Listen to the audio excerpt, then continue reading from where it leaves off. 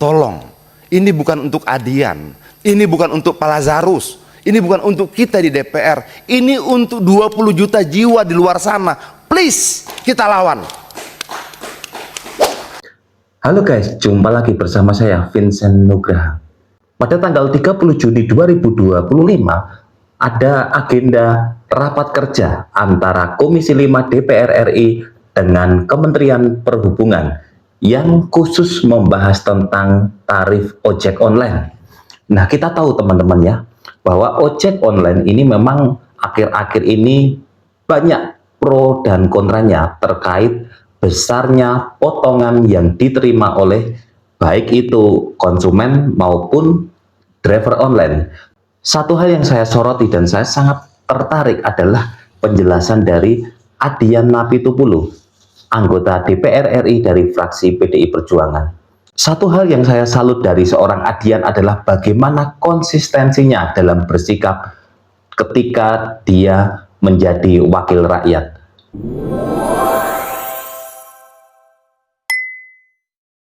Kita akan simak videonya teman-teman. Kita tahu track record Adian Napitupulu, dia adalah sosok yang sangat konsisten baik dari ucapannya maupun perbuatannya ketika menjadi wakil rakyat.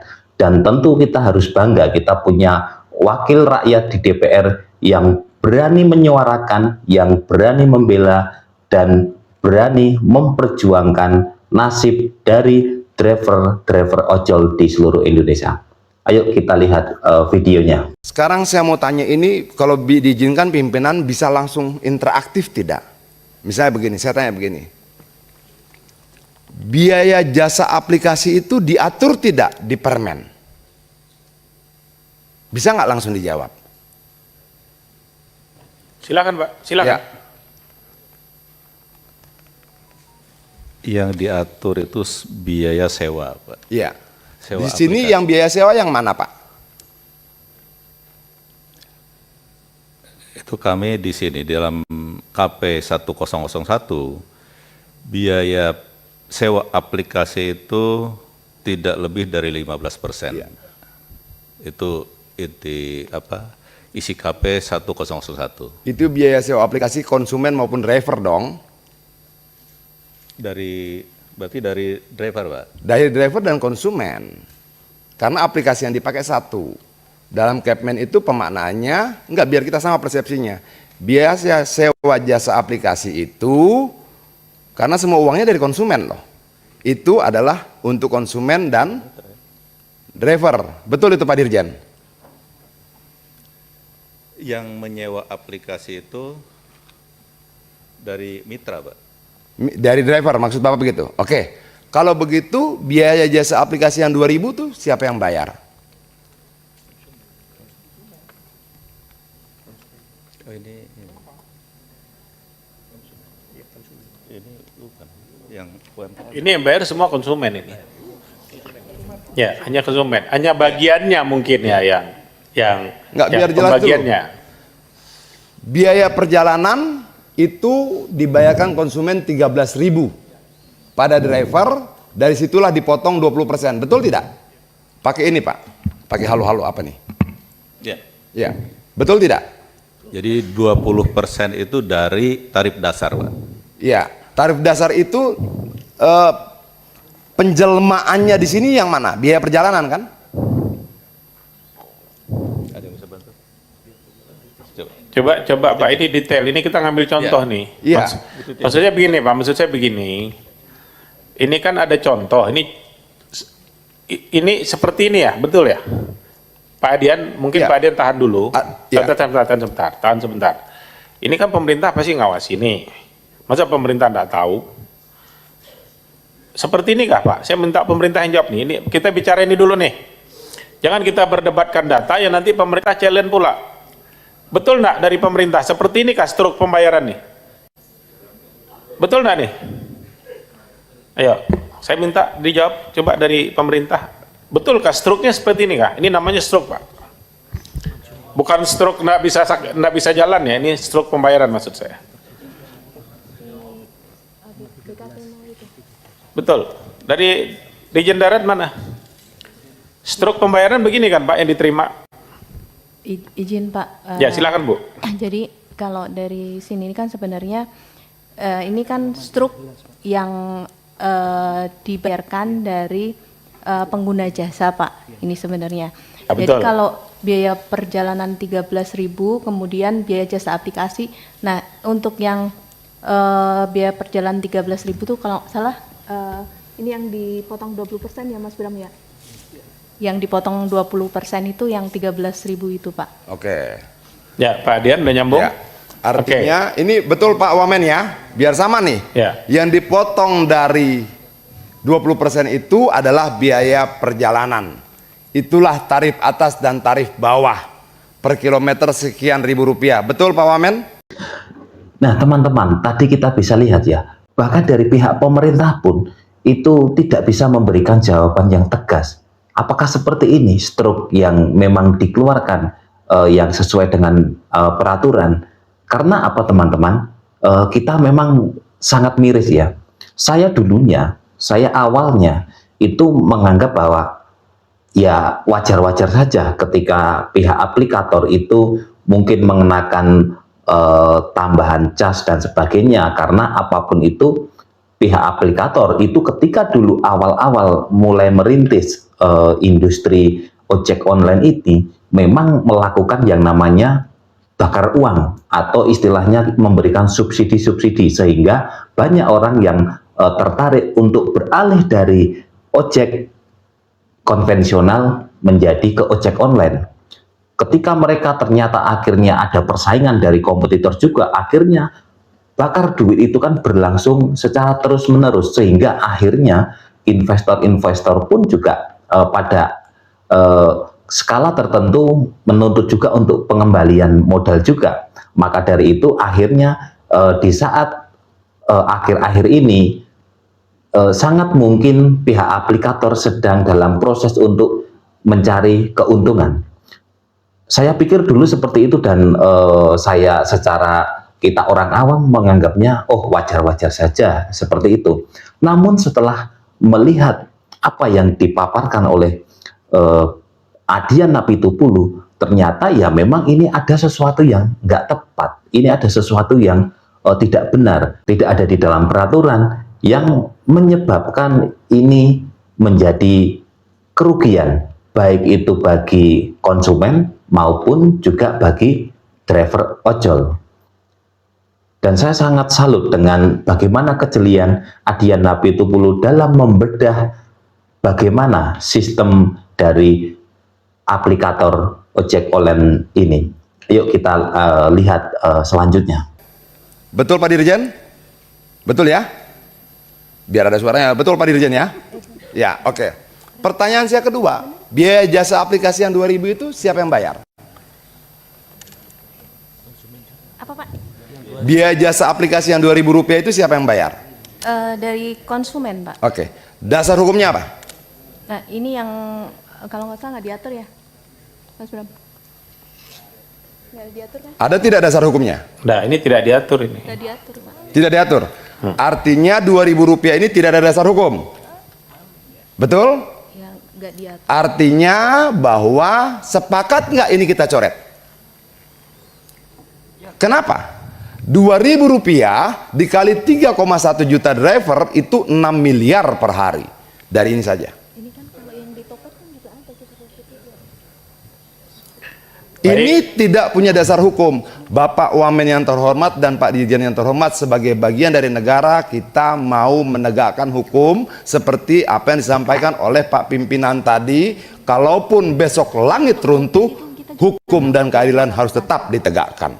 Oke, ini tidak ada dasar hukumnya. Baik. Nah ini teman-teman, tadi ada biaya aplikasi senilai Rp2.000. Ini jika dikalikan tadi yang disampaikan Pak Adian, ada 3 juta transaksi, andaikan itu transaksi hanya 1 kali saja, ini ada angka 6 miliar rupiah per hari. Itu kalau 1 transaksi.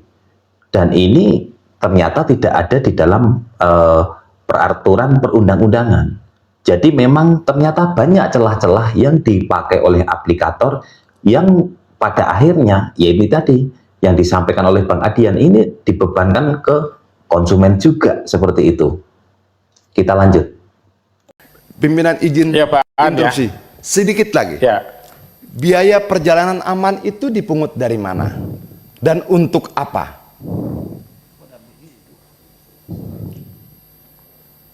Ibu bisa jawab?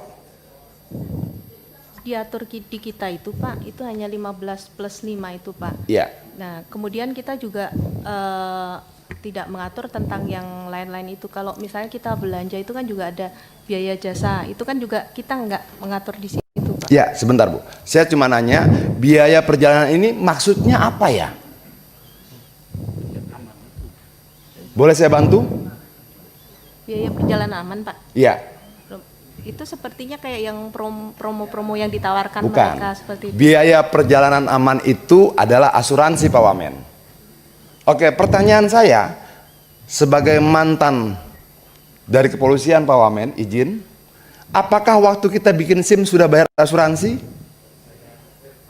Apakah waktu kita bikin STNK sudah bayar asuransi? Kenapa harus bayar lagi asuransi? Rp1.000 dikali 3,1 juta rupiah per transaksi, paling tidak 3 miliar tambah 6 miliar, 9 miliar biaya tidak resminya per hari, dengan asumsi setiap driver cuma ambil satu trip satu hari. Oke, sudah selesai belum? Diskon voucher, inilah yang disebut sebagai, ini sudah ganti nih ya, coba balik yang tadi. ya masih. Bukan, tadi ini dari Pena Ya, angkanya 98. beda dari 13, mana? Ya, beda yang tadi. 13, mana yang 13? Ah, ini. Oke. Diskon voucher, pimpinan maaf, Pak Wamen maaf, ini yang mereka sebut promo. Betul Ibu? Betul Bapak? Promo ini mereka potong dari 20% atau mereka potong dari biaya akal-akalan tanpa dasar hukum tadi?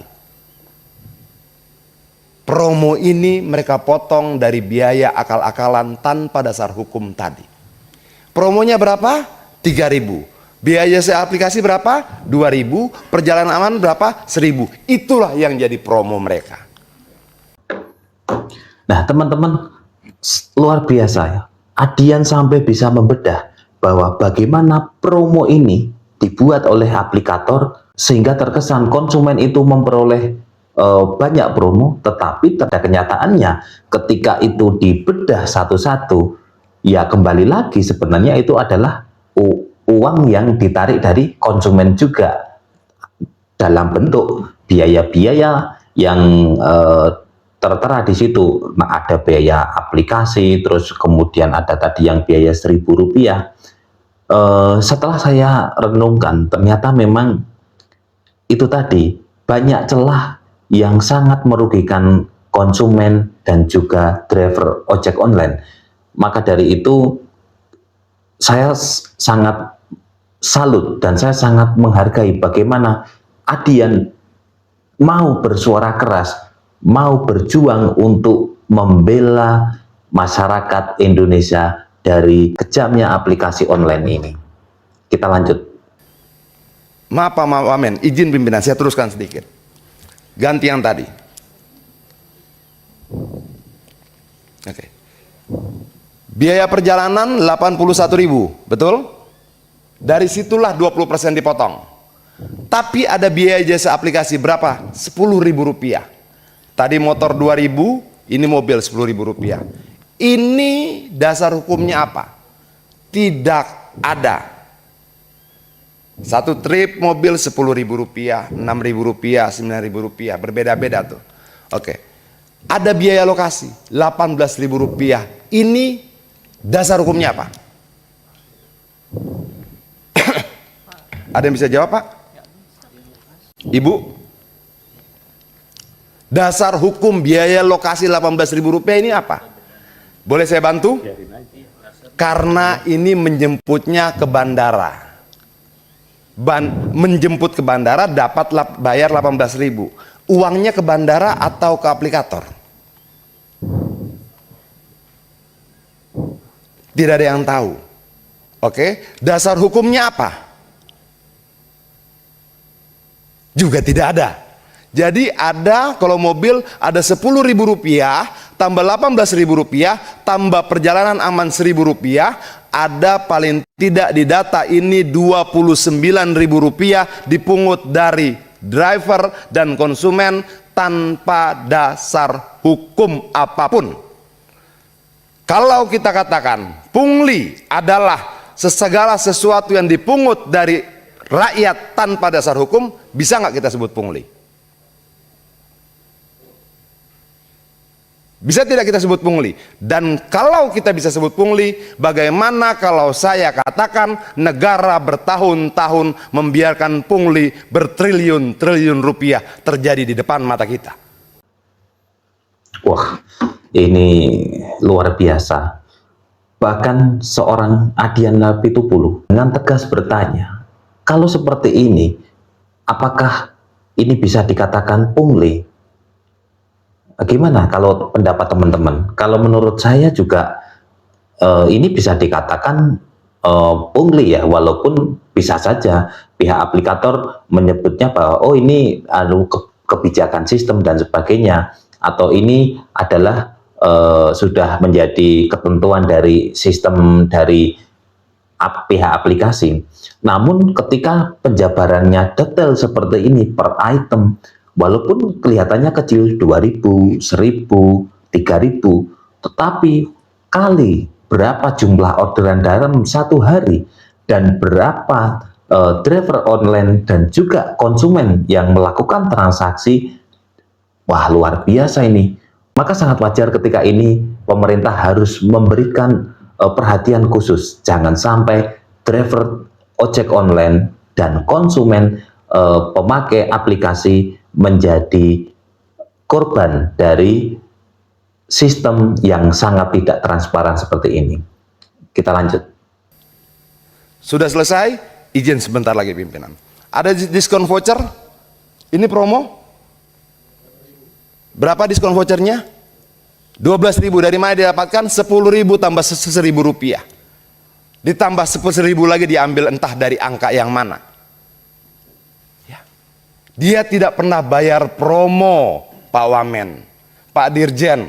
Nggak ada promo yang dipotong dari 20%. Dia ambil dari angka-angka lain, lalu dia jadikan promo seolah-olah dia berjasa pada konsumen dan dia mendapat untung sangat besar.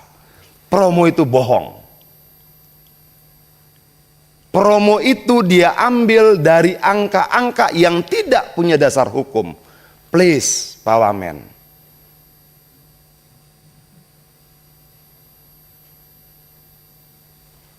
Ini ada suaranya?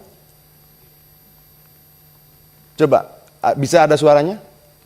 Tampilkan suaranya bisa? Ambilkan yang satu video. Satu lagi. Ada video lain. Ya, Pak, besarkan suaranya. Itu kan suaranya mati tuh.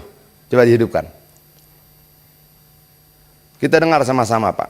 Betapa jahat. Bayar 19. Dari awal, 200. tolong dari awal. Ongkosnya. 5.000. Coba Pak, ada tulisannya Pak. Padahal saya, mana sih Pak? Itu di bawah pendapatan. Silau ya, pendapatnya cuma 5.000. Iya.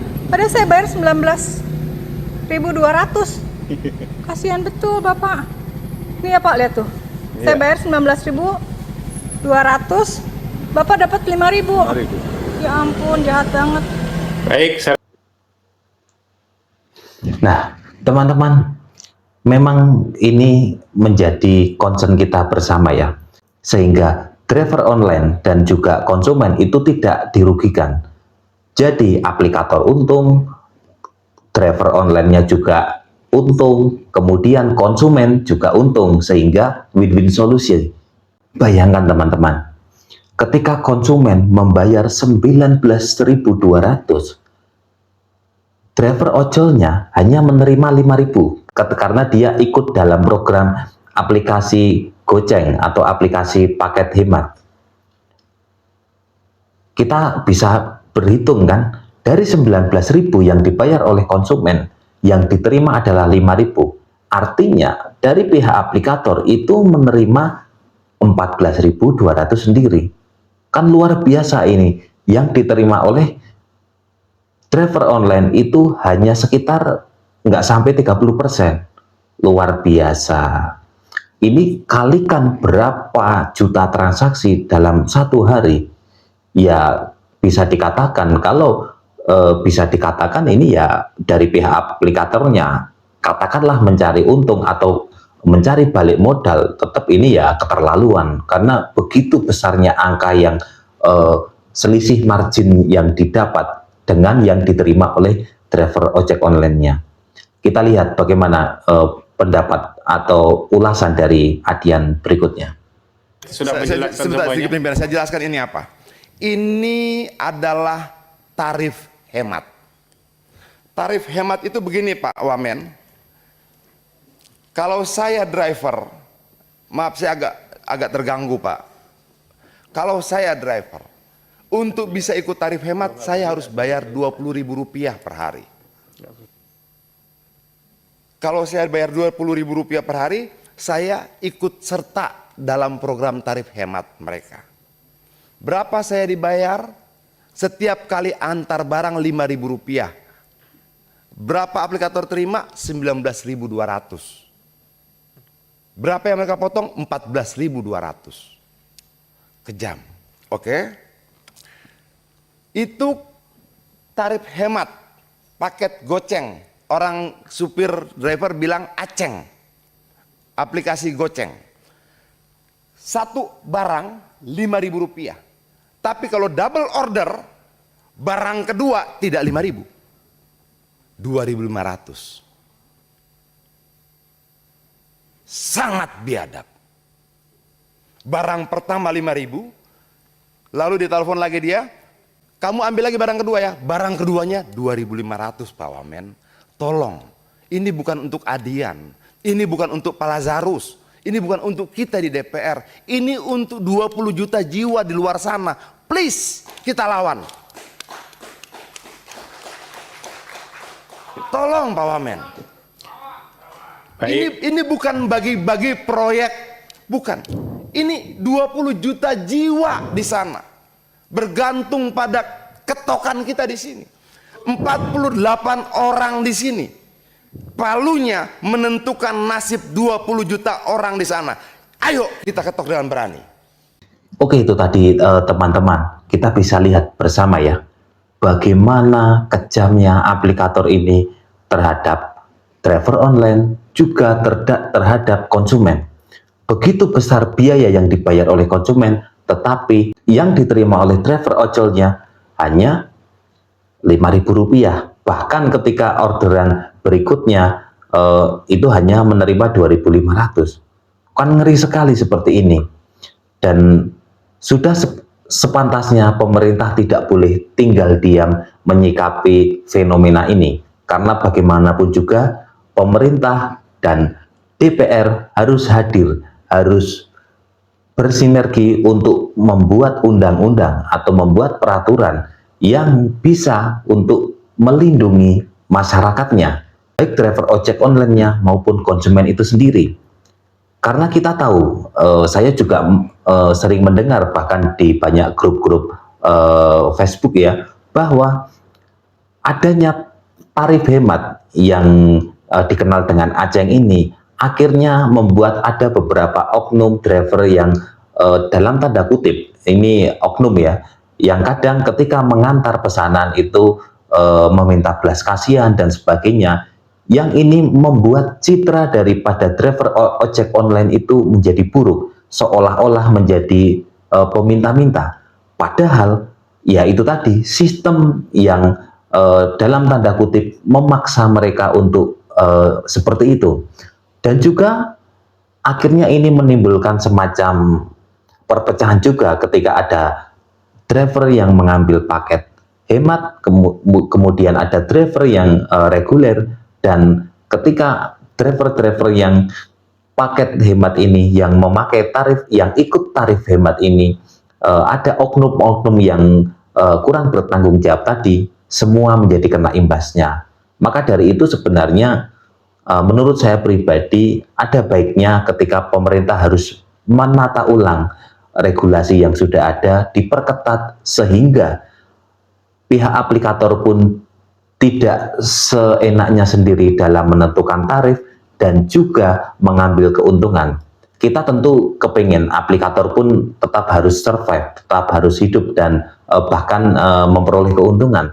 Namun juga jangan sampai kemudian masyarakat Indonesia, pengguna ojek online dan juga driver ojek online-nya atau yang pengusaha makanan yang berbasis online itu kemudian menanggung beban yang tinggi. Jangan sampai driver ojek online dan juga konsumen itu menjadi korban dari kejamnya sistem yang dibuat oleh aplikator. Kita harus ikuti terus perkembangannya, bagaimana nanti kelanjutan dari rapat kerja antara DPR dengan Kementerian Perhubungan. Semoga ke depan ada peraturan atau undang-undang yang akhirnya bisa melindungi daripada driver ojek online dan juga konsumen di Indonesia, dan aplikator tidak lagi seenaknya untuk membuat peraturan, untuk menentukan tarif dan sebagainya. Ya, kita harus bersyukur dan kita harus berterima kasih kepada Adiana Pitupulu yang begitu lantang dalam membela dan menyuarakan, begitu detail dalam mengupas permasalahan ini, sehingga ditemukan oh ternyata banyak item-item yang sangat merugikan. Dan tidak hanya Adiana Pitupulu ya, terkhusus adalah Komisi 5 yang memang dan dari anggota-anggota yang lain pun juga kritis. Namun memang satu sosok yang harus kita acungi jempol adalah Adiana Pitupulu, karena begitu vokalnya dia, begitu konsisten dia dalam menyuarakan ini. Nah, kira-kira bagaimana pendapat teman-teman? Silahkan tulis di kolom komentar. Sekian video kali ini. Terima kasih sudah menonton. Bagi kalian yang merasa video ini bermanfaat atau channel ini bermanfaat untuk kalian, jangan lupa untuk subscribe, like, komen, dan share. Sampai jumpa di video selanjutnya.